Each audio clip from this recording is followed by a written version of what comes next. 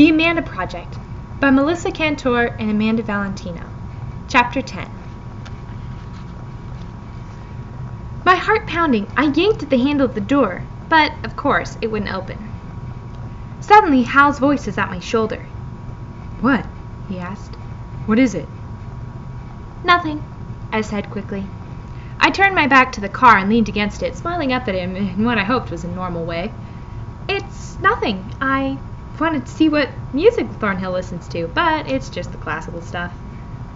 I hoped Hal wouldn't have a passion for classical music, one that would make him desperate to know the titles of the VP's favorites. He took a step closer to the car, and for a minute I feared he was going to try and see the CDs for himself, but then he stood next to me and leaned his back against the window. My heart was still racing. Could what I have seen been a note from Amanda? But why would she have written him? She hated Thornhill.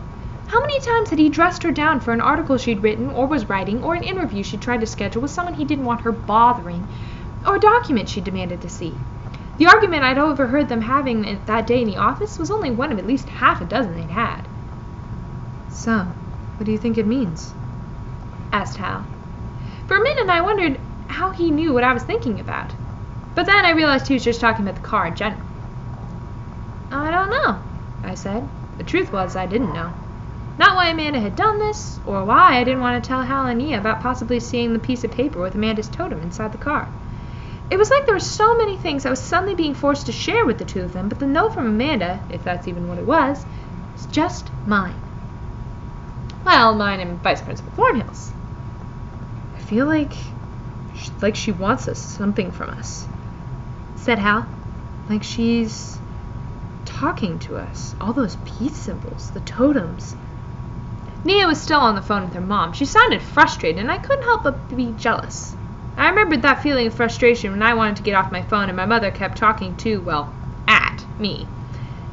Was I ever going to have that feeling again? When I didn't say anything, Hal continued. "You know, Amanda had a lot of personas. She could have done this car in goth or punk or antebellum, but she picked this whole 60s hippie thing." I wasn't sure what antebellum was, but I knew what he meant. It wasn't like Amanda was a hippie or something, or like she was a hippie more than she was anything else, or wasn't anything else. "This car," said Hal definitively, "is a happy message. I'm sure of it." I turned to look at him. Under his chiseled jaw and tousled hair, I could just make out the soft cheeks and bowl cut that belonged to the geeky kid he'd been back when we hung out. Back when we'd been friends. Which may explain why I suddenly blurted out, "I feel like everyone's disappearing."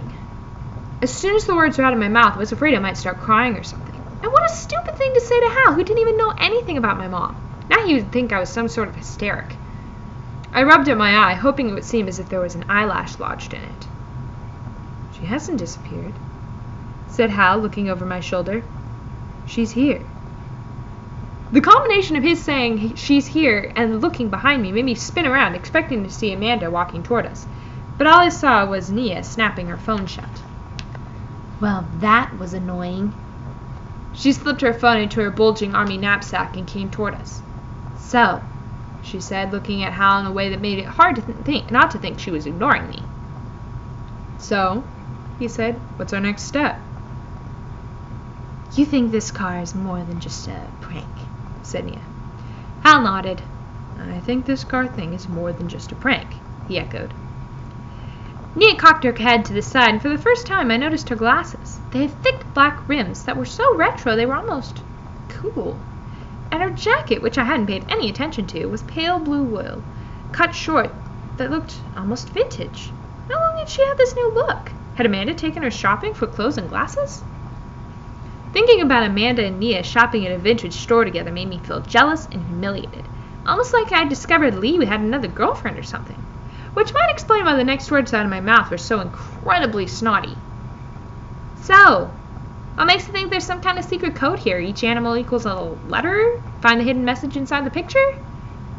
"I'm not saying it's something all that complicated," answered Hal, unfazed by my tone. "I mean, if it's a message, maybe it's just, I don't know, you're all really special to me." If we were so special, why had she been hanging out with Nia and Hal behind my back? I laughed, but not because I thought what Hal had said was anything especially funny. Why couldn't the message be, none of you is really special to me? I mean, the result of her whole message, I put air quotes around the word, is that we're all stuck in detention for the month.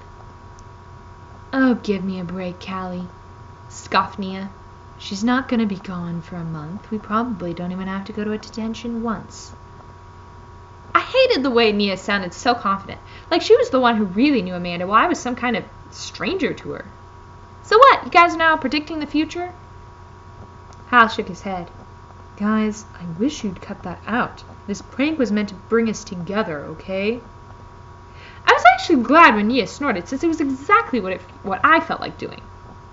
I don't get it, she said. Amanda's so smart. She trailed off, but the end of her sentence was as clear as if it were written on the car in front of us. She's so smart. How could she have thought we would want to do anything together? That's right, said Hal, and now he too sounded annoyed. She is so smart, so maybe the two of you could stop fighting for 1 minute so we can figure out what she's trying to tell us. And with that, he stormed off. Like, it was dark enough now that before he'd gotten to the edge of the parking lot, he was no more than a shadow. Well, he sure is pissed.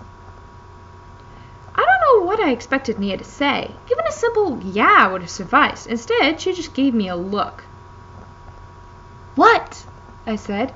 Even non-confrontational to me had had enough.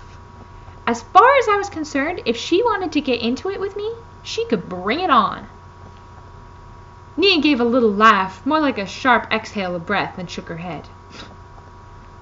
Nothing, she said, and she too walked toward the school exit. I watched her leave, then turned back to the car and pressed my nose up against the window so hard it hurt. Teachers had been walking past us for a while, getting into their cars and driving off, and I realized that the vice principal would be coming out soon. Should I ask him about the letter? Would I get in trouble for spying into his front seat? While I was deciding what to do, I realized that all 3 buckets with their dirty rags and used paper towels were still sitting on the pavement next to the car, that I'd have to bring them back into the school.